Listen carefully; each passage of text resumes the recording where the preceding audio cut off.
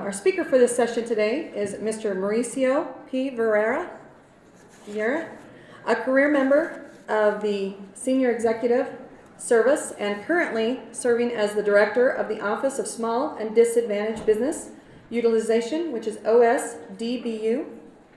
In his role, Mr. Vera leads the USAID's efforts to provide maximum opportunities for small, disadvantaged, women-owned, service-disabled, veteran-owned, and hub-zone small businesses to participate in USAID contract awards. Since 2009, Mr. Vera has also served as the chair of the Federal OSDBU Directors Interagency Council.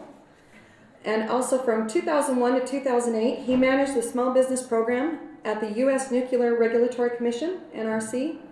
And in 2005, under his leadership, the NRC became one of only 3 federal agencies to receive the Gold Star Award. In 2007, the NRC awarded Mr. Vera the Distinguished Meritorious Service Award in recognition for his accomplishments in small business program area. From 1993 to 2001, Mr. Vera established and managed the Smithsonian Institute's Supplier Diversity Program. Mr. Mauricio Vera is a native of Chile. He earned his MBA from George Mason University and a Bachelor's of Science degree in Agricultural Economics from the University of Maryland. Please welcome Mr. Vera.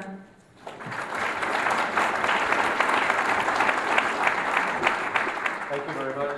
Can everyone hear me? I'm trying this other microphone because I need to walk around a little bit. Hopefully the camera is going to be okay, because I found out that you can't see the slides from there, so I'm going to have to be looking up as I'm speaking to you. But it's a real pleasure to be here. Good morning, everybody.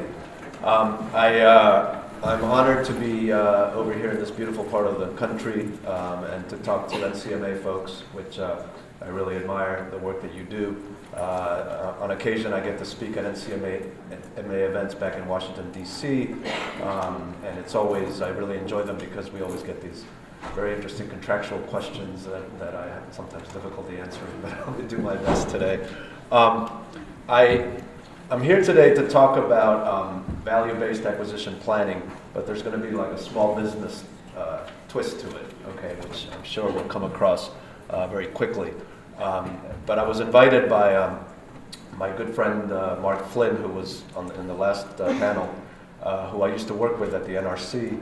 Mark at that time was the director of IT acquisitions, and I was the head of the small business office. And we worked together very closely on a number of very large procurements, and we really worked together collaboratively. And that's really why I think he invited me to come here, is because the model that we use, and I've used it at a couple of other agencies, seems to work very well in terms of customer satisfaction, both internally at the program offices, of course in contracts offices, and also with the business community. So as was mentioned when I was being introduced, I started a program at the Smithsonian Institution years ago. I've been in this business over 20 years, and created a supplier diversity program from scratch, and did quite well in a small agency like the Smithsonian Institution. And then at the Nuclear Regulatory Commission, took over a program that was kind of stagnant, if you will, and it was a small agency. The procurement budget was only about $200 million a year. And in the 7 or 8 years that I was there, we really took it to another level. And that was, and I'm going to talk a little bit about that through the presentation, it's really working closely, very, very closely with the contracts office. As a matter of fact, the director of contracts of the NRC became my mentor, my personal mentor. We worked together, even after he left the agency, I still kept in touch with him, and he was very helpful when I made the decision to go to the USAID, the Agency for International Development. He gave me some very good advice. And that same model I've taken over to USAID. I started at USAID in 2008, and when I was offered the position, it was a senior executive position, so it was very competitive. But I had a good track record, but never at that level of contracting. The USAID acquisition budget is about 20 times what NRC's was. We do about $5 billion a year, and most of that is overseas. About 2/3 is overseas, so very different model. But when I took it over, one of the things that my former boss, the deputy administrator, said to me was, he said, "You're taking over a program that is probably the worst or close to the worst in the federal government. So, you know, we have a high expectations from you." And to me, that meant, wow, you can't get worse, right? If you're in the bottom, there's only one way to go, is up, right? And so I thought, well, how could I say no to this? So I took it, but actually the first year that we were there, we got worse. We went down. So it wasn't good initially, but what we did is we took that that place where we were, which was a very bad place, and created a strategy, a comprehensive strategy for the entire agency that we were going to do procurements differently. And we elevated it. We put in accountability measures for senior executives. We started working much closely with contracts and with the program offices. And lo and behold, we've gone from being at the bottom to being not at the top, but pretty close to it. Agencies get a grade. Many of you may be familiar with the scorecard grades. When I got there, we were getting Fs or red. At that time, it was a stoplight system.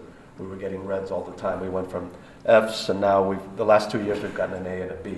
And I think for 13, we're going to get an A again. So a lot of improvements. And so that's what I wanted to talk to you about, really, is how we got there. And maybe we can, hopefully you can gain some insights as to what we're doing that would benefit you in your situation. If I could ask for a show of hands before I really get started. How many of you here are 1102's contract? Okay, wow, big majority. Okay, any cores or program officers or COTRs? A couple, okay. Anybody that works in small business advocacy? Even on a part-time basis? Oh, okay. Hi there. Good. Okay. Well, you should come up front. Okay. Well, good. I mean, I'm glad. So now I know who I'm talking to. Whoops. Let me put this back. Sorry about that. So, okay. Well, hopefully, again, we do these presentations internally for our contract folks and also the cores. So that's why this gives me a good sense of the audience. Okay, so how do we do this? How have we improved in terms of our acquisitions? The first thing and most important is planning. Okay, I can tell you that when I got to USAID, the first meeting that I had with the senior procurement executive, I asked her about the acquisition plans. And she said, "Oh yeah, we do those." And I said, "Well, how can we get engaged in that process?" And she says, "Well, why would you need to be engaged?" I said, "Well, because we're making sure that the agency does this, the small business. We're making sure that we provide opportunities for small businesses. So we need to be engaged in the process." So it took me a little while to help her to understand that. But and the other thing that we weren't doing was putting out the business forecast on a regular basis. I actually went online when I started there, and the forecast that was online was 2 years old at that time. So we worked together in actually enhancing the acquisition planning process, not just for the purposes of my office, but just in general, so that the acquisition office could manage its workload better and could work better with our organizational units. That's what OUs are up there. Those are like the bureaus, we call them bureaus, and offices in our agency.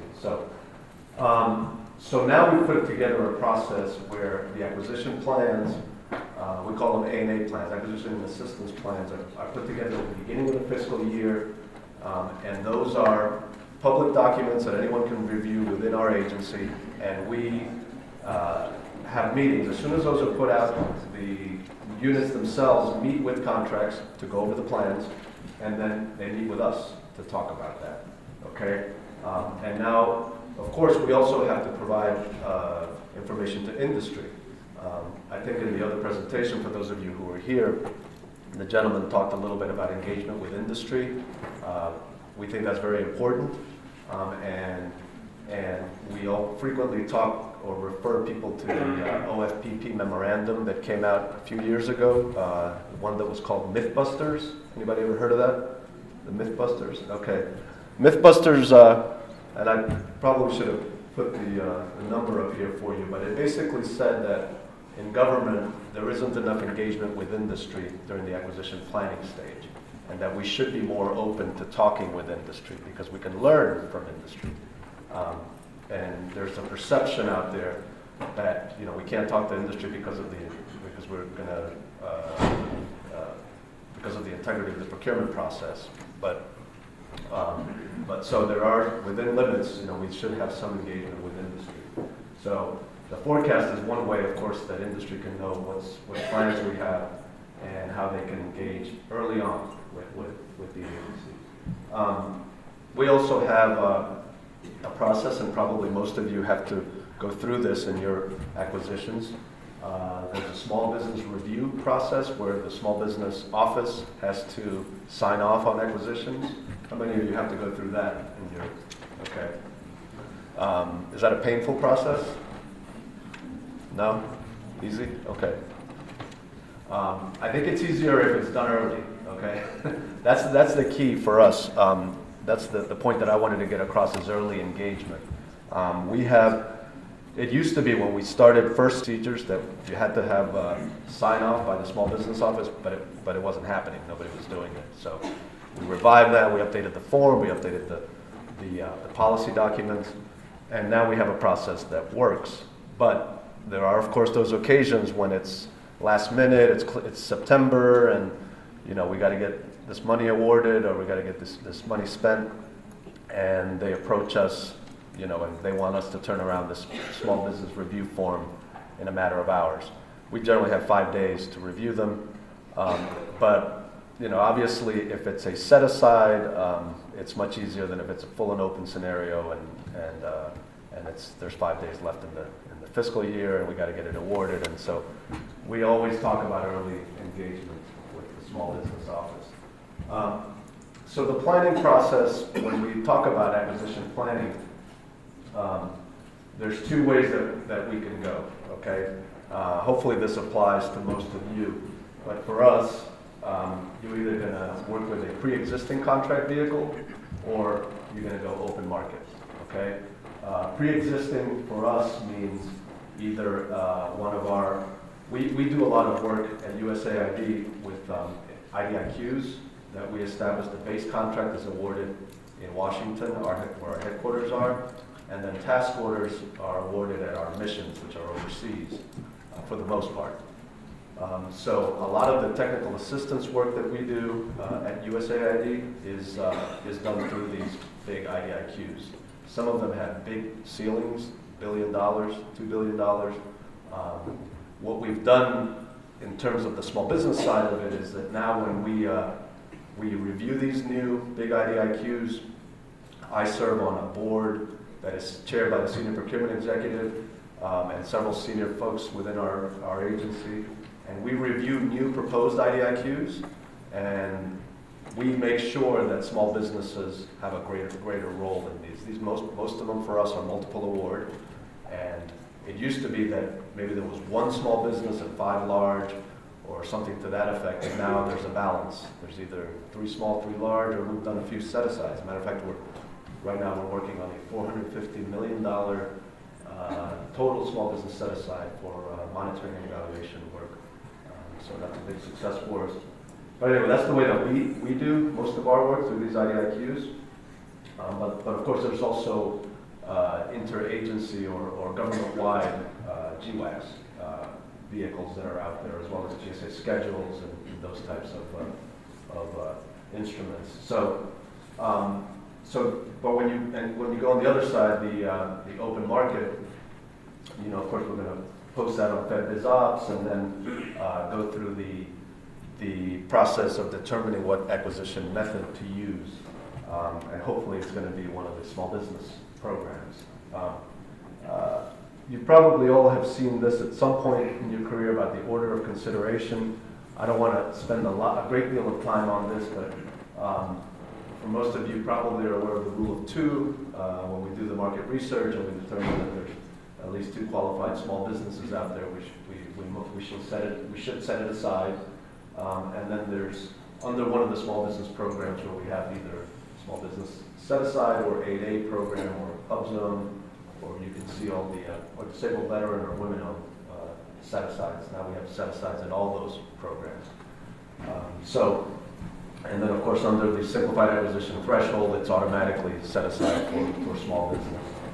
And then in scenarios where there aren't small businesses out there, in those rare instances when there's no small businesses out there, we require a subcontracting plan from the large businesses whenever the acquisition is over $650,000. And then so that's sort of the basics of how that works.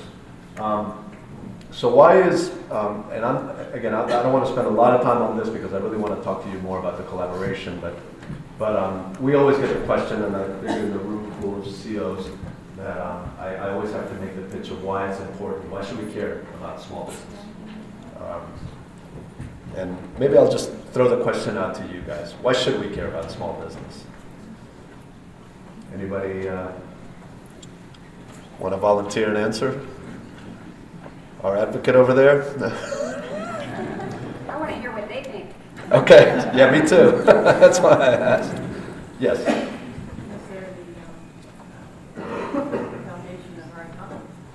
Okay, she said, for those of you that didn't hear, she said that they're the foundation of our economy.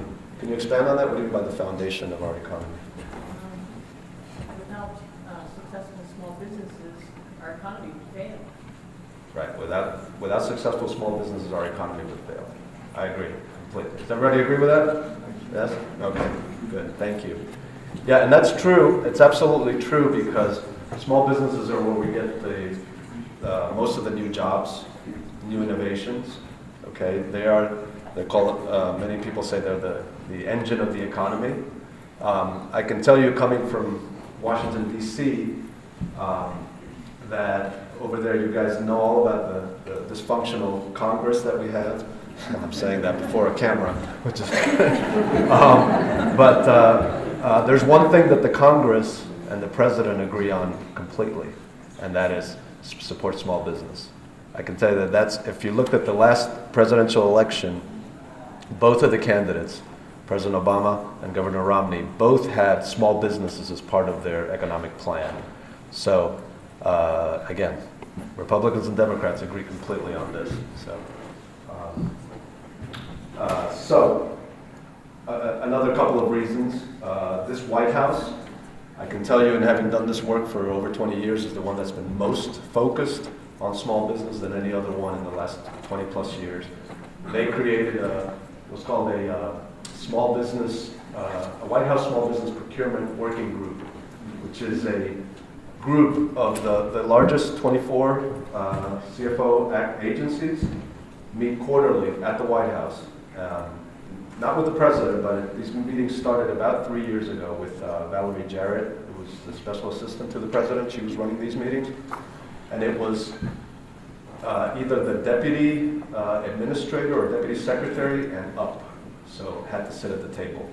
So it wasn't people like me, or it wasn't like the senior procurement executive. It was for us, it was our deputy administrator, my boss, who would go to the table.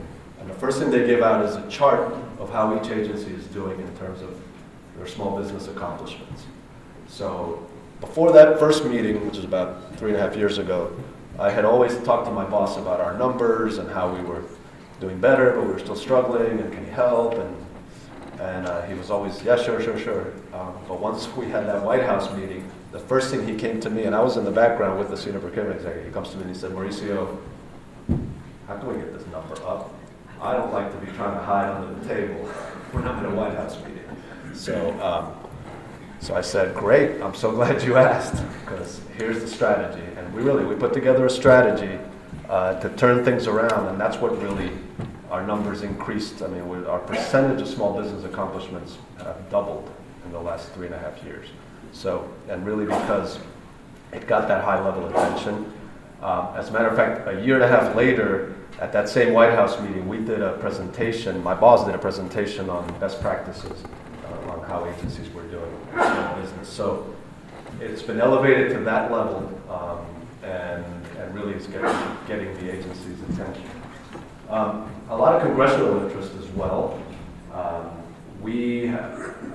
Our agency is our budget fluctuates quite a bit, like a lot of other agencies, but it particularly fluctuates because we do foreign aid. Okay, we assist countries. We help other countries, their economies. We do humanitarian assistance. We spend most of our money overseas. So when the average person is asked on the street, what's the first thing they would cut if they were going to cut the government's budget?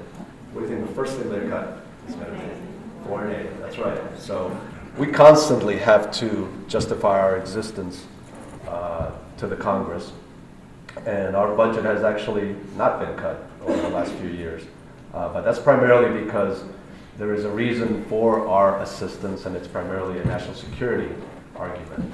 If we're helping other countries that have challenges, if we help them, their economies thrive, then they're less likely to want to hurt us. So there is a national security argument, and my administrator probably articulates it much better than I just did, but there is an argument for foreign assistance. But the Congress is also very interested in small business. I had to go up to the Hill, as we call it, in D.C., to talk to congressional members and their staffs. I have to go regularly to talk to them about how we're doing with small business. And they're not just interested in how we're doing domestically, but also in our programs overseas, which are harder nut to crack because they're not subject to the FAR, Part 19 of the FAR. So anyway, so the other reasons are the Small Business Administration reporting, which I talked to you a little bit before about the scorecard grade, and that's important. And also now the senior executives at my agency and many of the other larger agencies now have small business metrics in their performance plans. When I got to USAID, I was the only one that had small business metrics in my performance plan, the only SES, and now everybody has them. So because we're not the ones spending the money, the small business office is not. And it's not just the country, it's not your offices either. It's really the technical offices that are the ones that are, that have the budgets. So they are also responsible for this. So, and also GAO audits, but I won't get into GAO this morning. Okay, just in general, you guys probably work with small business offices. Those are the types of things that we do. Obviously, we play an advocacy role, and then we also assist with the procurement process, and we partner. Again, I've talked a lot about the theme here is really about partnering and collaboration between the contracts offices and the program or technical offices. We also do a lot of outreach, and we review and approve acquisitions over $25,000. This slide really shows, in one slide, this is sort of the objective of what I wanted to talk to you about this morning. And again, it's that collaborative approach, and including the small business initiatives as part of the whole acquisition strategy. Okay. Obviously, when you have an acquisition, there are some objectives that you want. US 1102, as contracting officers, you want to satisfy your customer. You want to get best value in your acquisition. You want to get the right services or product in on time at the right price. Small business objectives. And we talked about them a little bit, about there's the importance of small business to the economy, so there's public policy. There's several of the programs that we have that we've talked about a little bit, the 8A program, Hub Zone. The large prime contractors also with subcontracting for them, and also they, now most of the agencies, including ours, have a mentor-protege programs where it's a formalized relationship between the large primes and the small businesses. So the point of this slide is, we're all trying really to accomplish a mission. our mission is, very different than where you work, but we all have a mission in mind, and that's the purpose of an acquisition, really, is to help accomplish the agency's mission. And then so what we do is we take a team approach. So we have the contracting officer, the program manager, or COTR, or core, and then the small business specialist. And we work together from the outset, and hopefully in a collaborative way come up with a solution that's a win-win for everybody. Okay. I wanted to just talk a little bit about market research because, I think sometimes I don't know how you guys probably may be very familiar with this, but I can tell you that at USAID we weren't doing market research very well a few years ago. I don't think it was a priority. So we took it upon ourselves to actually bring in an instructor to talk to our COs about doing market research. And so, these are just some of the FAR citations on market research that we think are important for the COs. This is just our own internal regulations, and this is, of course, not just the overall market research, but it's the small business part of it. How we work with the small business office. This is just a course that we did some time ago. But what we encourage when we're talking about market research, of course, is to go out to industry and determine who's out there who can do the work. So we encourage our folks to use sources sought notices or requests for information, RFIs, and because we weren't doing many of those before. Now, what we also do in my office is we work with the other side. We work with industry to make sure they respond to sources sought notices, because we found that was a problem. There were situations, I can tell you, one in particular that we were doing an IDIQ for, I think the ceiling was about $300 million, and we put out a sources sought notices, and my office didn't take the steps we were supposed to take, which is remind industry, hey, you got to respond to these. Because a lot of times industry will not respond to sources sought notices. They'll respond to RFPs, and they don't have time to do the sources sought notices. They think the other small business is going to respond. They don't need to. So we try to remind them that, no, you have to respond, because for this particular case, we got 0 responses from small business. And even though we knew they were out there, and so the contracting office just said, look, there's no one out there that can do it. I said, well, we beg to differ, but we didn't have an argument because no one responded to the sources sought notices. So that was a problem. So anyway, we certainly encourage our folks, and we also usually include somebody on my staff on the sources sought review team. Just not in every case, but in situations where there may be some question as to the qualifications of some of the small businesses. We try to assist with that process. Engagement with industry, I talked about this a little bit earlier, about the Mythbusters memo. And so I think we've gotten, at my agency, I think we've gotten a lot better about talking to industry. Of course, once something is out on the street, then obviously you don't talk to industry. But before that, I think there are certainly some opportunities to gain some knowledge from the market, from who's out there. And then I talked before about business forecasting, the importance of that. So we all set goals for our agency. Every agency has its own small business goals. I think for you who heard the gentleman from VA that was here before, they had, I think he said there was a 44% goal for service-disabled veteran. Wow, that's huge. That's a lot higher than what our goal is, but the goal has to be set at the right level. That was one thing I did when I came to USAID. We were doing so badly because our goal was actually much higher than it needed to be, because the goal was set years before we had some consolidation of some contracts. So, I mean, our percentage was just down for some real valid reasons, which I'm going to talk about in a minute.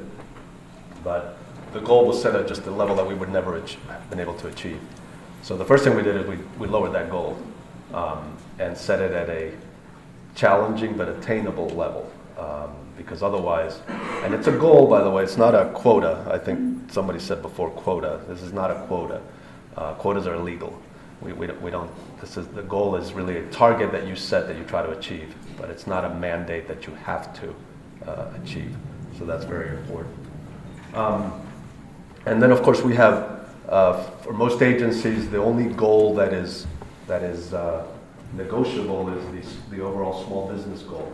The other goals, the disadvantaged, the women-owned business, the hub zone, and service disabled veteran, those are set by statute. We call them in our industry 5533. So the women-owned is 5, the disadvantaged business is 5%, and service disabled veteran and hub zone are both 3%. And the overall small business goal fluctuates with each agency.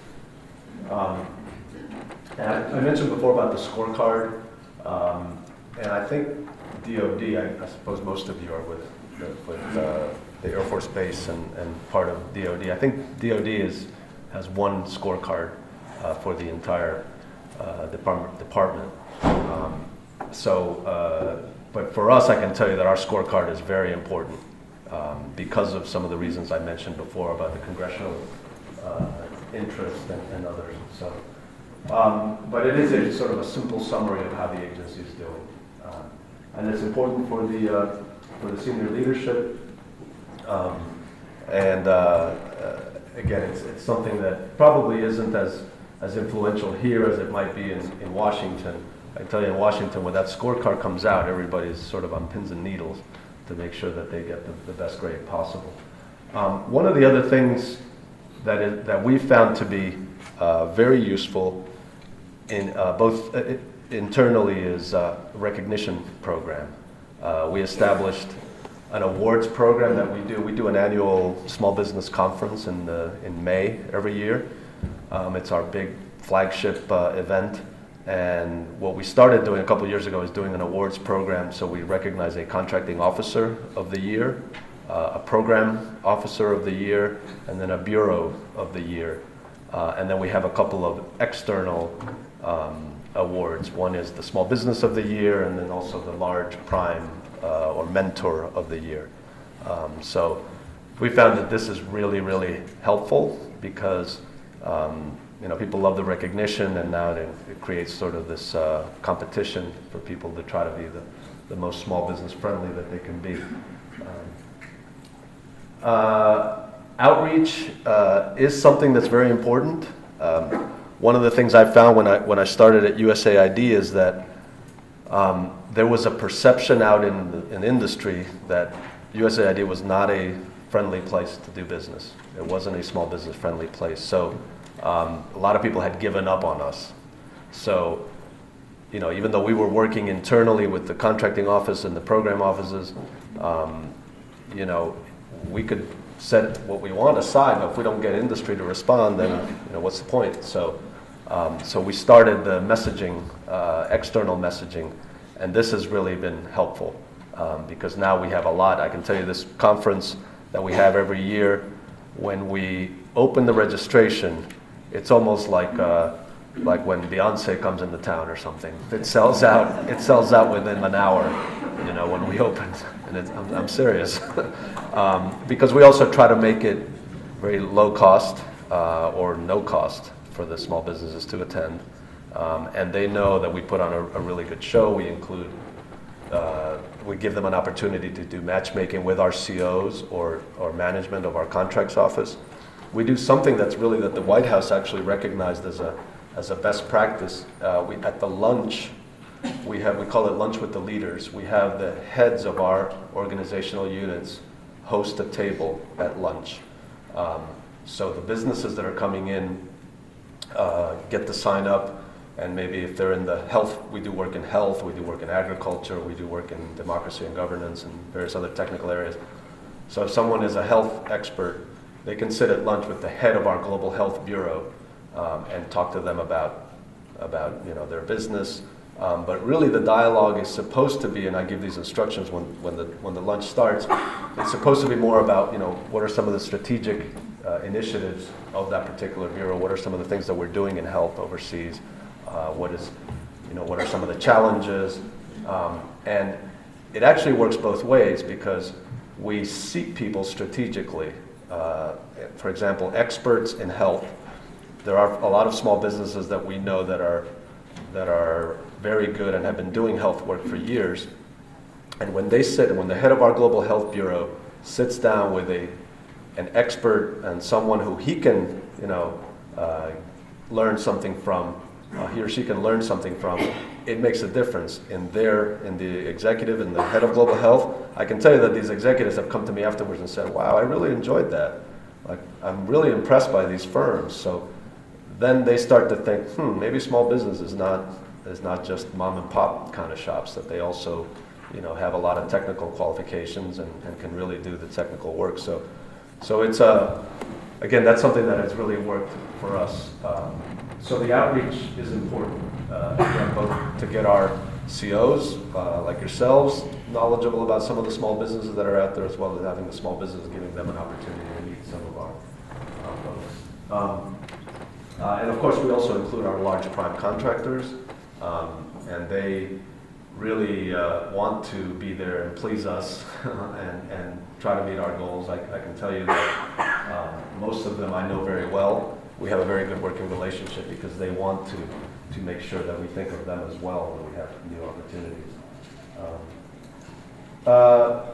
I just wanted to talk to you about a couple of sort of what we call success stories, because I think we can talk all day about strategies and how we can engage with small business, but in my view, and what I've found through years of experience is that when we have some success stories, that's what really gets people thinking about, maybe it could work with a small business. Maybe it's not just a giveaway to a business, because that's not what this is about. We want, at the end of the day, to have a win-win solution for everybody. I'm going to tell you two different examples. One which happened when I was at NRC, when I worked with Mark Flynn, who was here before. When I started at NRC, I remember the first week I was there, I got pulled into a meeting, and NRC's numbers were not that bad when I started there. They were okay. But I knew that I thought that they were very committed to small business and so on and so forth. But the first week I was there, I got pulled into a meeting with, and Mark was in it, the head of contracts.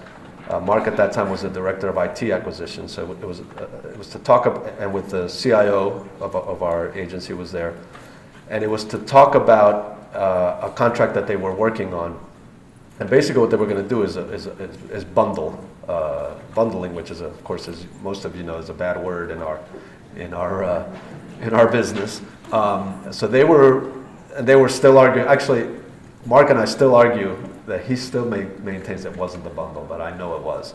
It walked like it smelled like it looked like it, and so anyway, they were taking 3 contracts. I think it was 3 or 4 contracts, and putting them together. And it was basically they were consolidating IT services and taking and moving to a seat management contract approach. And 3 of those 4 contracts were small. One of them was small business, and the other 2 were 8A. So they were basically pulling me into this meeting to convince me or ask me to convince the SBA why it would be okay for us to bundle these contracts, and so we could award this very large contract and really take away all this business from our small businesses. So I was shocked, to say the least, because I had just gotten there and I was barely knew where the restroom was, and I was already having to react to something pretty significant that was going to have a really negative effect on our numbers. Long story short, the decision had pretty much already been made. They were just trying to get me to work with the SBA and get them off our back, basically. So, and I was told that those were my marching orders. So I did that. I talked to the SBA, and the SBA agreed, and we showed that we were going to save X dollars, and you have to meet when you bundle something, you have to show, if it's over a certain dollar amount, you have to show that you're going to have at least 10% savings. So we showed that. So needless to say, our numbers went down. And it took about a year and a half, and our numbers went down. And when that happened, I got called into the second highest person in the agency to explain why our numbers had gone down. And I said, well, do you remember that contract that you had me go to the SBA about? That's the reason. I showed exactly what had happened and what the reason was for the drop in the numbers. And so she said again, okay, fix it.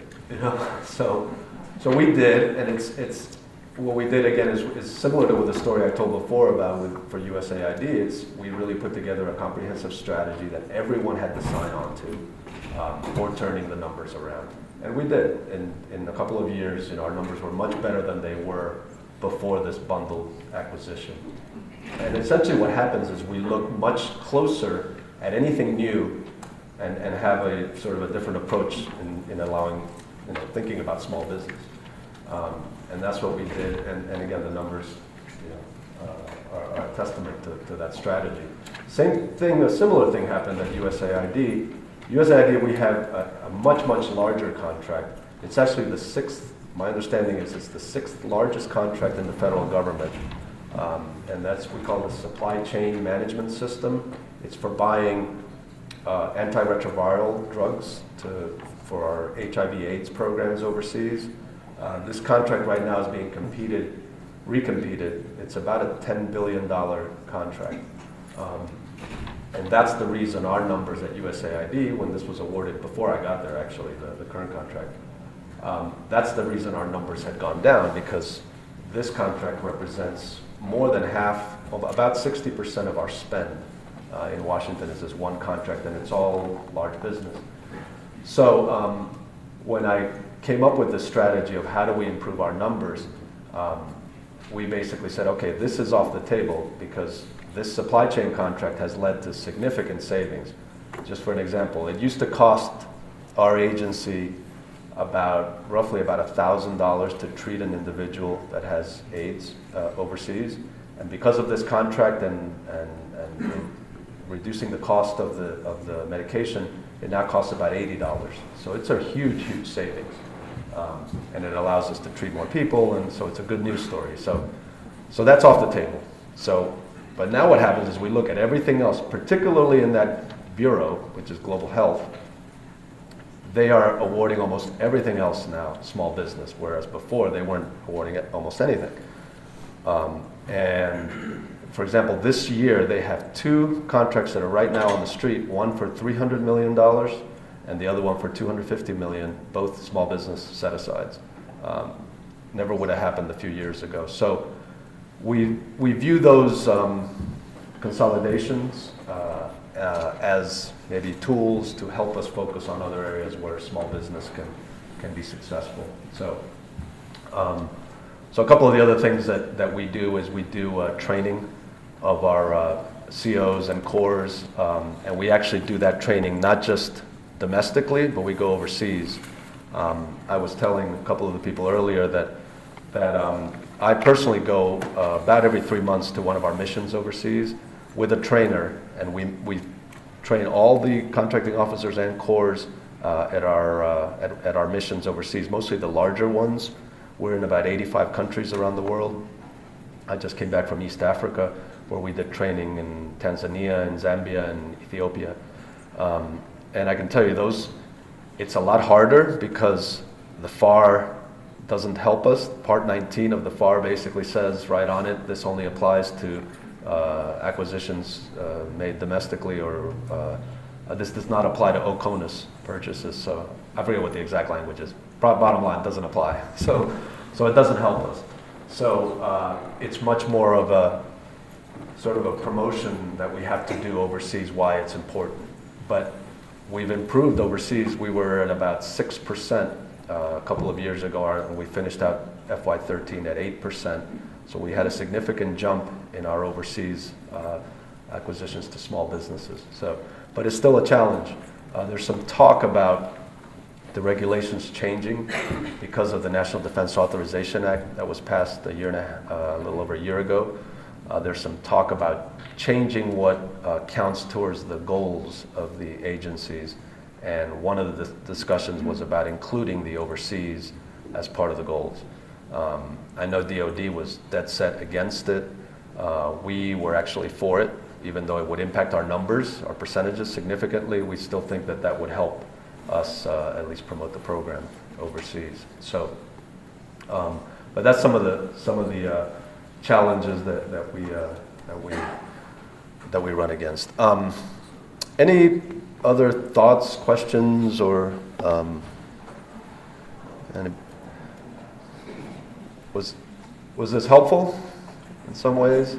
I hope that that you'll continue to have an open mind about small business, because we do, as was said, small businesses are the driving force of the economy, are very important to our economy, and you can get a quality, absolute quality product or services from small businesses. I'm happy to to talk offline with anybody. My contact information is there. It's a pleasure to have been here, and yes. Oh, we have a question. Thank you. The question is, does my agency have an outreach budget? Yes, we do. It's not huge, but we find that we have to do outreach. It's very important. We try to do it in a smart way. We're very cognizant of the issues with the GSA, the Vegas conference and all that. So we do our conference. It's actually very low cost. We try to keep it low cost for the businesses. The outreach, we don't have a huge budget for doing outreach outside of the Washington D.C. area. We've asked for that, but we don't have a huge budget to do the types of events that we do in the Washington area, and so we wish we had that. We tend to participate in other events like these or conferences around the country, but even that budget has been cut a little bit. So our outreach budget is limited. Now, what we have seen an increase is in our training budget. I mentioned about the training program that we have, and we've been able to go to our missions to do training. That part of the budget has actually increased a bit, but in terms of outreach, not that much.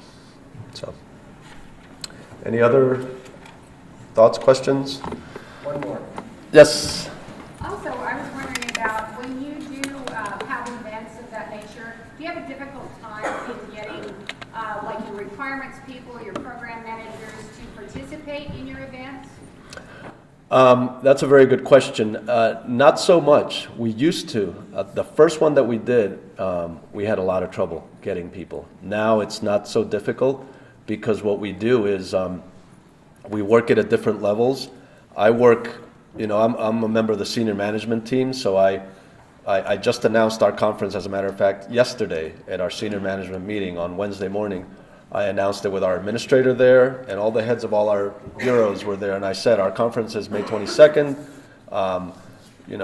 As in past years, we'd like your participation in two ways. One is we'd like you, the senior managers, to sit at the lunch with leaders that I mentioned, which has been recognized by the White House as a best practice. And secondly, we want your technical staff, the cores, and to participate in our business matchmaking, and to attend the conference at some point during the day. So we asked that, and with the contracting officers, it's really not that difficult at all, because I have a great relationship with our senior procurement executive. I meet with him definitely every other week, if not every week, and they support every outreach event that we have, both on the technical side as well as in contracts. And we really, we love those folks, because they really help us implement the program, and we highlight them and give them recognition and so on and so forth. But it's become a lot easier. So, but thank you. That's a great question. Okay, thank you again. It was a pleasure to talk to you, and look forward to seeing you again.